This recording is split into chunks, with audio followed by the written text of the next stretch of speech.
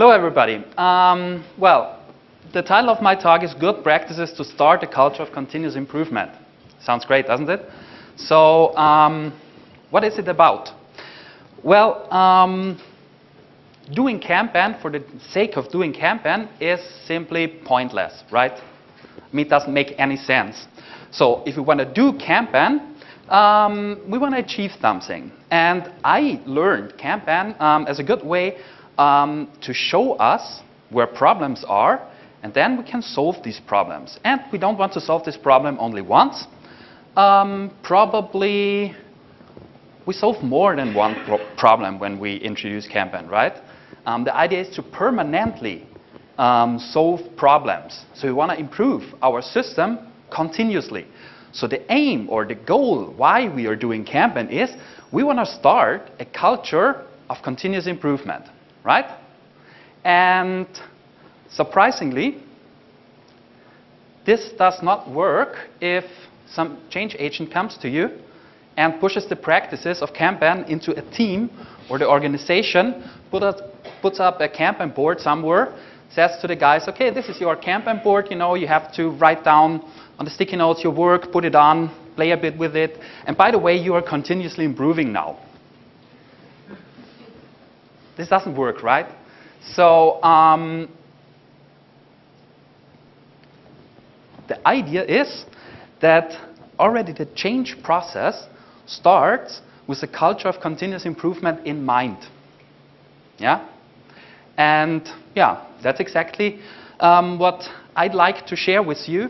The practices we, with Siggy especially, have made in the last couple of years of how you could introduce Kanban with such a culture of continuous improvement in mind. So the idea is that I show you some good practices. They are definitely not the best practices. They are definitely not all practices. But some good practices where we have good experiences with of how you could start with a Kanban change initiative. Okay? So let's start. First practice is form a Kanban change team. What's this? The idea is that the change is led by a team. So, yeah, a team is responsible for the change. John Kotter, anybody familiar with John Kotter? Yeah. John Kotter would probably say that's a guiding coalition, right? So what's a guiding coalition? That's the opposite of the Highlander principle. The Highlander principle says there can only be one. And the guiding coalition, or the Kanban change team, it never ever has to be only one. So if you want to change, it's a good idea to build a change. To build a team. To build a team who's responsible for the change. Has a bit of an advantage. You eliminate, for example, a single point of failure. What if your superhero change agent is no longer there? Are you stopping the change then? Don't know. We know that groups make way better decisions than individuals, right? So use the power of groups to make good change decisions. And, of course, you can divide up the work during beyond your team members. So how do you build such a Kanban change team? Well, if this is the sketch of a org chart, it's a good idea to build a hierarchy bridging and cross-functional team. What does this mean? You select among the hierarchy and the functions, team members. Like for example, probably some biz guys, development guys, but also in different hierarchies. Probably you have some team leaders in there. Probably project management is part of the change team. The division manager, probably some C-level managers. So the idea is to have a diverse team. And if you have such a diverse team in place, who's responsible to lead your Kanban change initiative, they can really make quite good decisions, right? So that's one of the first practice I'd like to show you, or I already showed you. Form a Kanban change team. And one of the first things this Kanban change team is usually doing is a retrospective. A retrospective of past change initiatives. So, usually when we think about improving, we think about improving how we work, right? Well, in a culture of continuous improvement, improvement is part of our work. So change is part of our work. So it's probably not a bad idea to change the way we change, right? To improve the way we change. And I mean, doing a retrospective is not really rocket science, is it? It's basically two questions. What went well last time, and what should we improve this time? Yeah? Who's currently involved in a change initiative or was pastly involved in a change initiative? Yeah, quite some people. Leave your hand up if you did a retrospective. Great. So what was your experience? Just 1, 2 words? Positive. Positive. Yeah, sure. Yeah, totally. So, okay, the point here is if we want a culture of continuous improvement, it's not only about improving the way we work. It's also improving about the way we change, improving the way we improve. So, another practice we use quite often. The next practice I'd like to show you is to involve your stakeholders. Well, probably not a bad idea to involve stakeholders. But before we start to involve our stakeholders, let's clarify the term. What is a stakeholder? Well, a stakeholder is somebody who holds a stake. Sounds great. A stakeholder is someone who is to a certain extent involved or part of your change initiative. Okay? So if you want to introduce Kanban somewhere in your organization, you have some people who are then working with this Kanban system, right? They are putting up the work, they are doing this measurement and stuff like this. So these are stakeholders. These are internal stakeholders. Okay? So, but you don't only have internal stakeholders. What you have also people around the Kanban system, right? Probably there are people involved in your change like sales or customers, business, whatsoever. So if you change something here, they are affected. They are probably not directly affected, but I mean a customer is, for example, a customer of the Kanban people then, right? So we could call them external stakeholders. So, and the idea is, if we want to involve these stakeholders, we want to win them over. We want to win them over for our change initiative. We have to bring them on board, okay? But before we win them over, before we bring them on board, it's probably a good idea to identify your stakeholders, okay? So, what are your stakeholders? Because only winning over stakeholders, I mean, we can do it, but it's a good idea to win over the right stakeholders, our stakeholders, okay? And we are using quite often a tool called the Stakeholder Map. Stakeholder Map is, yeah, a map of stakeholders. So easy sometimes. So how does this work? I will show you how you build up a stakeholder map in a couple of minutes. So in the first stage, or in the first step, you just brainstorm your stakeholders. Probably you find people like the sales people, are stakeholders of your Kanban change initiative, probably the ops people, development, works council. Do you guys in America have works council? Yeah? They are protecting your workers. Maybe the quality department, CIO, whatsoever. Okay? So brainstorm a list of your stakeholders. In the next step, you use different sized sticky notes or cards and write the stakeholders on these cards. And the size of the cards represent the influence or power they have in the organization. Okay? So in this example, we have the business analysts on a small card, so they don't have a lot of political power in our organization. The business people have a lot more power. Works council has a lot of power, okay? So you see the pattern. So I now see my stakeholders and their power in the organization. Then you build some kind of center of gravity, which is your Kanban change initiative. It's probably some, You write Kanban change initiative on a card and put it in the middle of the flip chart. Okay? And in the next step, magic happens. What you do is, you now visualize the buy-in of your stakeholders to the Kanban change initiative. And you do it by a spatial distance. Okay? So the closer they are, the greater their buy-in is. So for example here, we see the dev guys, they are totally close. It's the Kanban change initiative. The Works Council is pretty far away. Okay? So you get an impression not only of the power of your people, but you also see how positive they are with your change initiative, how big their buy-in is. Okay? And in the next step, you are drawing lines.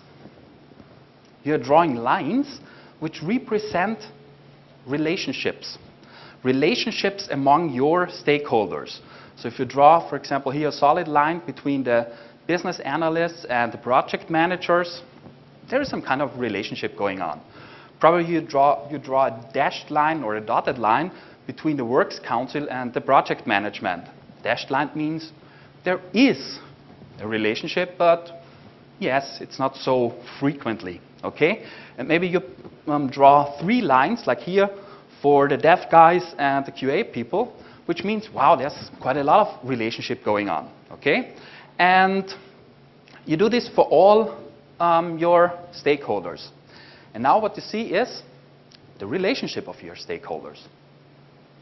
And in the last step, you can define the quality of the relationship by drawing symbols, like a thunderbolt or a heart. Okay? This means, okay, here, Works Council and the BIS people, thunderbolt. Quality of the relationship is not that good. They love each other, business people and business analysts. Okay? There's a heart. Probably you have 2 thunderbolts, which means, okay, there's quite a lot of stuff going on there. This means, okay, some kind of love-hate. Sometimes it works, sometimes it doesn't work. Okay, so that's basically a stakeholder map. So what you see here is how the people, how the people relate to the change, more or less. And remember, in the beginning, we defined a change team, right? A hierarchy bridging and a cross-functional change team. And they came up with this stakeholder map. So the probability that this stakeholder map is pretty close to reality is there. Okay? A cross-functional hierarchy bridging team made it. And I will show you in a couple of minutes what you can do with this stakeholder map. So where are we? We're talking about involving stakeholders. And what we did now is we identified our stakeholders. Okay? And now we have to win them over. It's written here. Win the people over for your change initiative. So how can we do this? How can we win people over for the change initiative? Well, the probability is pretty high that people buy in if they benefit, usually, right? So a good idea is to uncover dissatisfactions of our stakeholders. Uncover dissatisfaction of our internal stakeholders and of the external stakeholders. It's a good idea. How can we find this out? We could probably do some kind of mind reading. It's not so reliable, usually. Or we can do the world famous ASK method. You know it? Go to the people and ask. It really works. Right? So what you're technically doing, if you are applying the ASK method, you're doing interviews. And before you start with the interviews, it's probably a good idea to define a strategy for the interviews. We could use our stakeholder map here. So generally, you can do, of course, different forms of interviews. You can do group interviews, you can do individual interviews, whatsoever. Okay? So if I want to win over stakeholders and I want to do a group interview, it's probably not a good idea to do a group interview with the dev people and the ops people, right? Bring them in one room and ask them, what can we do for you? It's probably not so good. But it's probably a good idea to do a group interview here in this triangle. I mean, they love each other. So it would be pretty easy to do a group interview here. Group interview, of course, saves you time. You don't have to speak with the people individually. What's also sometimes a good idea, you know what's behind these bubbles, okay? And from time to time, you will find some opinion leaders. You will probably find an opinion leader here in the Works Council, okay? And you know, if this guy buys in, the rest of the Works Council will also buy in. So it's probably a good idea to make first an individual interview with this opinion leader, and then you probably do a group interview with the whole Works Council, and they will buy in, okay? And what are you doing in these interviews? Well, it's actually some kind of small retrospective. The output of the interviews should be a ranked list of dissatisfactions, okay? So we have a ranked list of dissatisfactions of all our stakeholders. And that's how it looks like if you're applying this method in reality. You get quite a lot of these cards. And on the blue cards, you see the dissatisfactions from an interview output, okay? So these are the things all our stakeholders said we should change by introducing Kanban, okay? And it's a good idea to consolidate this list. So here, you cluster them. A lot of stakeholders have the same pain. A lot of stakeholders probably want to, what could we want to? Improve quality, okay? And these are certain aspects of improving quality, and then you just cluster them on, for example, here, the yellow card, which is improve quality. So the yellow cards are, the things you should do. And the point here is, you are not working with assumptions. This is reality. This is the things that our stakeholders want to be improved. We have to change this. So it's not about introducing Kanban here. It's about solving these problems, right? And we use Kanban as a means to an end to address all these problems here. Sorry, green and blue are the same. It's just, we didn't have so many blue cards.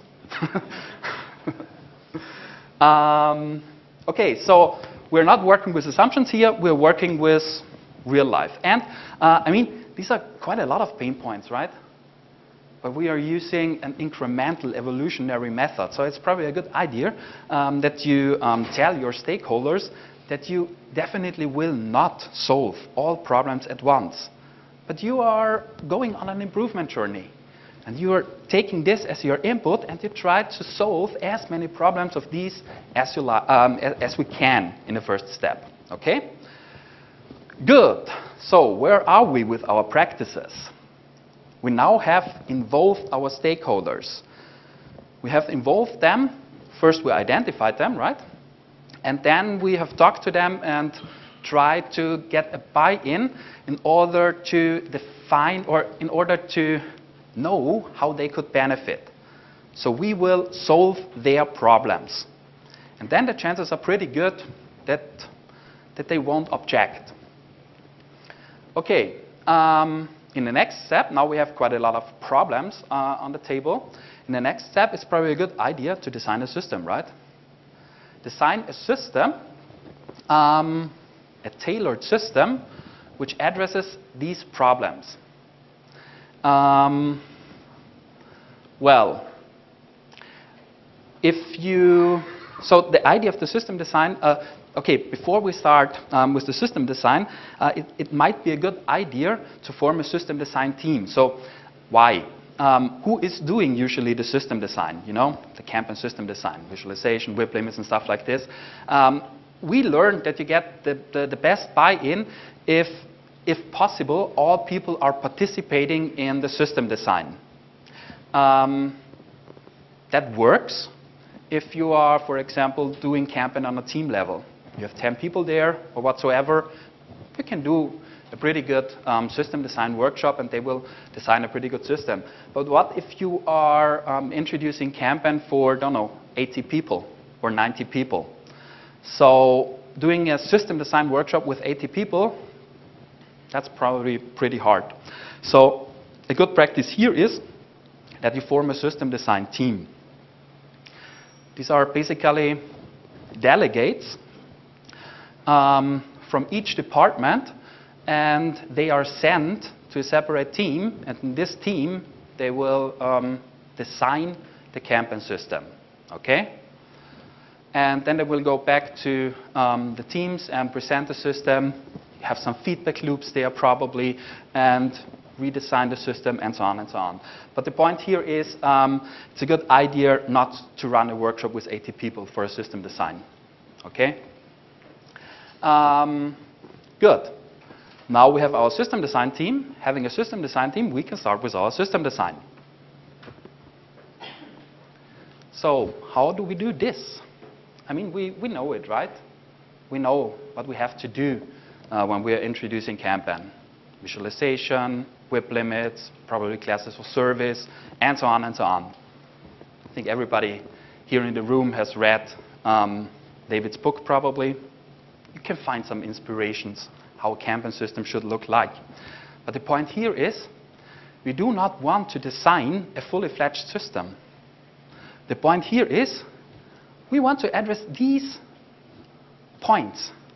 We want to address these problems. I mean, we've asked our stakeholders, so let's solve their problems, right? So for me, a good system is definitely not a fully fledged system. A good system is a system that solves your problem. So the point here is target your actions on the problem. For example, we have to improve due date performance.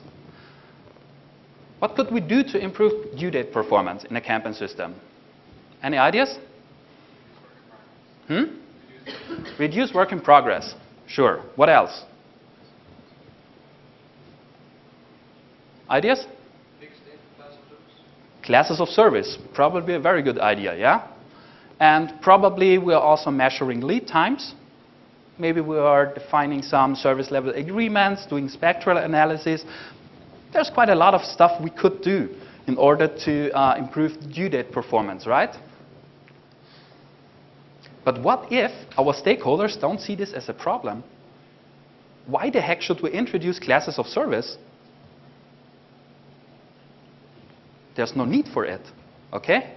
So my opinion is that a good system is not a deep system. A good system is not a deep Kanban system. A good system, a good Kanban system solves your problems. It could become deeper, of course. But that's not the point. You have to solve problems. Question. So you have to design a tailored system step, and I wonder how that squares with the Kanban core principle of start with what you do now. In other words, is there a conflict here? I don't see it. In other words, rather before you design a system, should you start with what you do now and see what's going on before you design the system, and not just in terms of interviewing stakeholders, but actually observing flow? So the question is, or let me rephrase the question, what does start where you are mean? Well, if I know we are doing something that doesn't make any sense, only because the principle says start where you are, well, I could probably change it, right? So you never ever start where you are when you're introducing Kanban. You're probably doing a visualization, whip limits. I'm not allowed to pull more work. I'm not allowed to work. what kind of change is this? So you never ever start where you are. But the good thing if you are using Kanban is you can fine-tune it. You can fine-tune the change. How much change will you introduce? Okay? Does this answer your question? Kinda. Okay. So, okay, where are we? Here we are. Design your system. So what we did, we've designed a system, and then we have to start the system, right?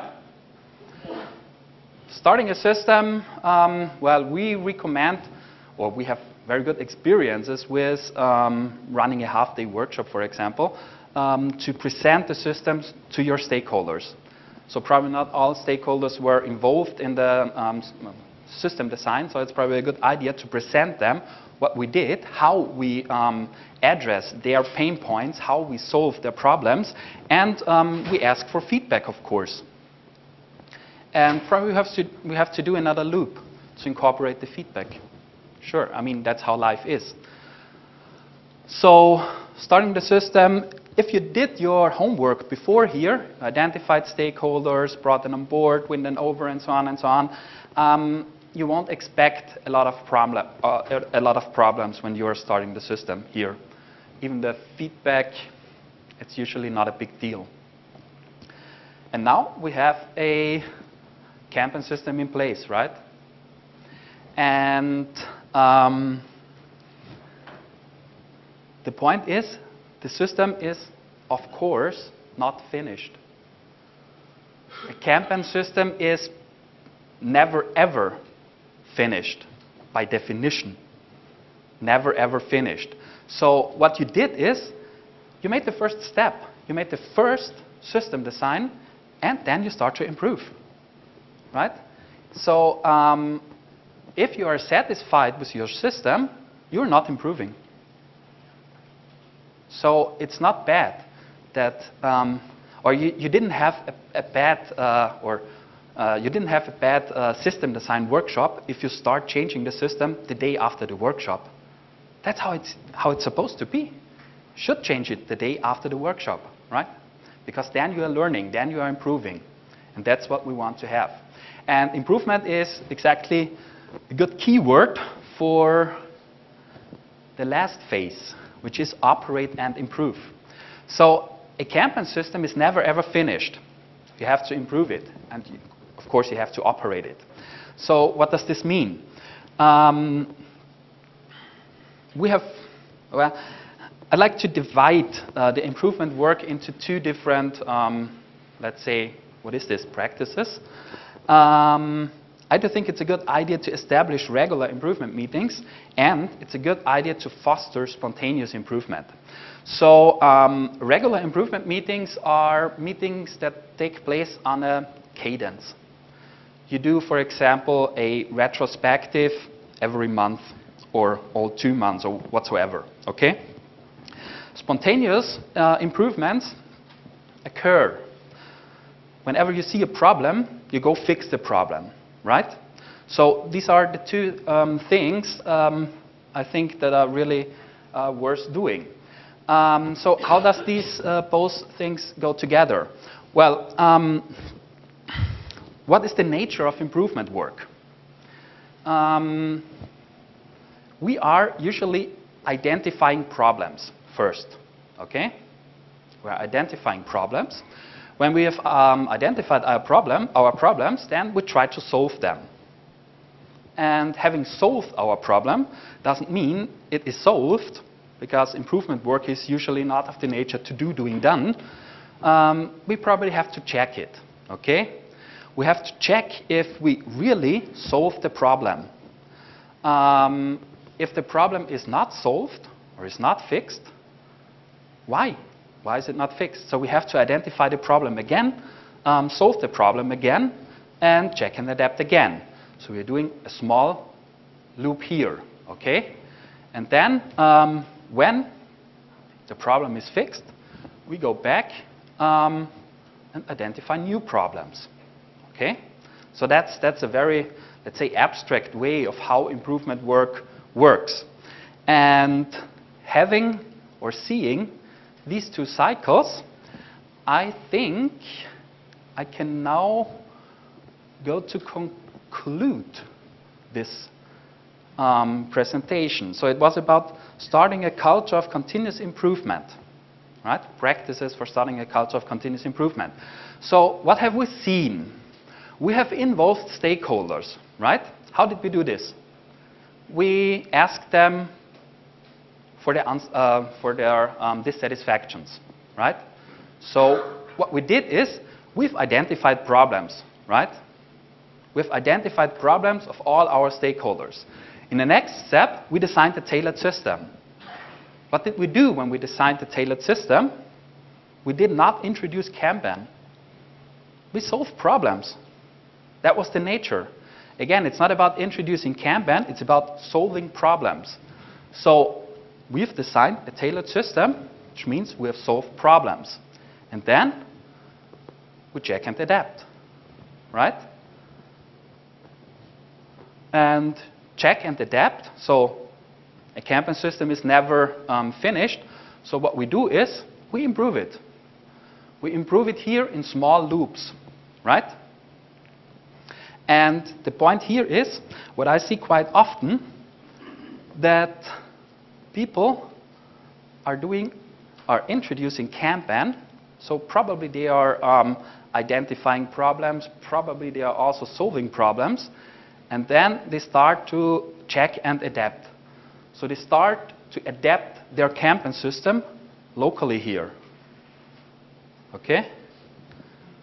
And the point is, you should go back.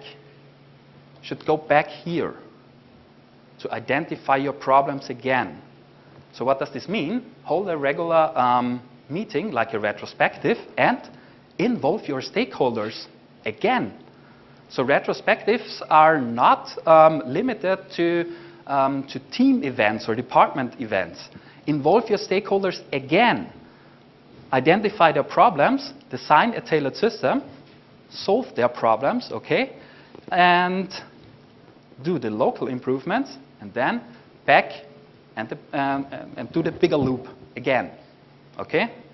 And that's what I mean when I say that the culture of continuous improvement starts with the improvement process, because that's our improvement process. And that's the end of my talk. Thank you.